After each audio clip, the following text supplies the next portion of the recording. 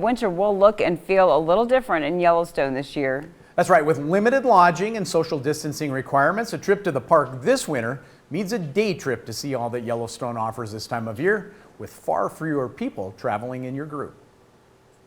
Well, good morning, special guest joining us this morning, Rich Jehle from Yellowstone National Park. Rich, we're very close to winter starting. In fact, by the time this airs, it will be the official start of winter in Yellowstone. How you folks doing? You ready? I think we're about as ready as we're going to get. We could probably use some more snow. It's shaping up to be a good season. It's going to be a little different, I think, this year with COVID, but we're doing everything we can to make it safe and enjoyable for visitors coming in for winter. Yeah, let's talk about some of those changes, because that obviously does make things a little different. You don't have nearly the crowd you had in the summer, so that makes things a little better.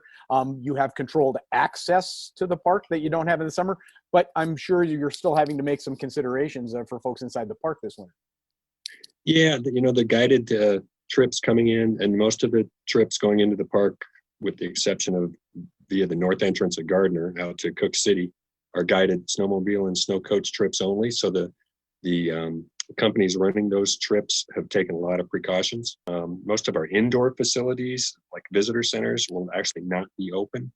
This, at least at the beginning of the winter, depending on how things go. We will have access to things like restrooms, warming huts. We'll have a limit on the number of people that can go inside.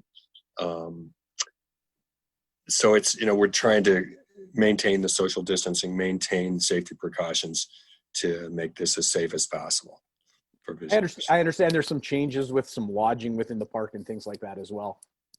Yeah, typically the only two facilities open for overnight lodging in the park are the Snow Lodge at Old Faithful and the Mammoth Hotel. The Snow Lodge will not be open this winter. Some of the lobby of the Snow Lodge will actually be open for people to get in out of the cold. The Mammoth Hotel will have a limited opening. It seems to me, Rich, that poses an interesting problem for visitors, because some of those visitors in the past have gone in, spent the night, and then come back out. You're not going to have the ability to do that at Old Faithful, so I would think that would make logistics a little different.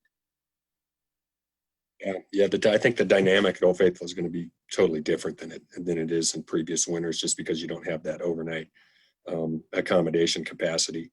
There will be probably the visitation there is going to be condensed more towards the middle of the day. So, the time it takes coaches or snowmobile groups to get in from West Yellowstone or the south entrance, typically, usually they start arriving about 10 o'clock, 9:30, 10 o'clock. And then most of the time they are leaving Old Faithful, depending on when the midday geyser eruption is. They're typically leaving Old Faithful by 3, maybe 4 o'clock at the latest. So we're definitely going to have that less of that sort of shoulders of the day, early day, and then later in the afternoon traffic in the Old Faithful area and in the geyser basin. Are you looking forward to it to get rolling? I mean, I know it's always such an interesting time for you folks in the park. You ready for winter? Yeah, I think we're ready for winter. Like I said, we need a little more snow. It's been, we've had a stretch here of no snow, basically, at least where I'm at in West Yellowstone and in most of the interior of the park, for a good 2 weeks now. It may very well be that we start the winter with some restrictions on what kind of vehicles are able to travel. I know right now, for instance, we're doing calls with our different district leadership teams every couple days to gauge the condition of the roads, gauge the condition for snowmobiles and coaches and the big wheeled coach vehicles.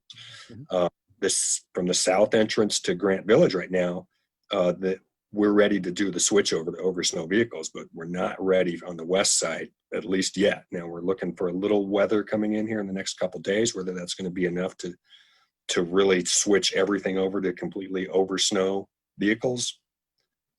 That's yet to be seen. Those challenges that you just never know what you're going to have to deal with year to year, Rich. That's right. Welcome to Yellowstone. There you go.